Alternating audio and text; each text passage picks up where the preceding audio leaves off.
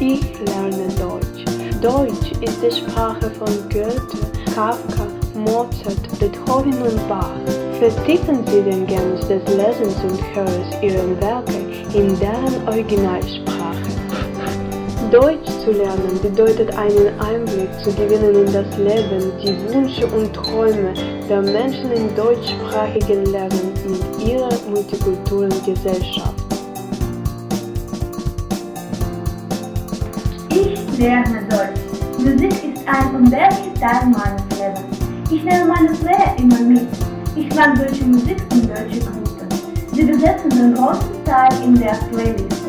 Es war mir immer interessant, warum es in deutschen Texten geht. Die Rolle Deutschlands auf der Musikbühne ist sehr groß. Ausgerechnet in diesem Jahr findet Eurovision 2006 in Deutschland statt. Ich lerne Deutsch. Ich habe die Verwandten in Deutschland. Und an diesem Winter habe ich mich dort erholt. Ich bin Ski gefahren und ich habe Deutsch gebraucht.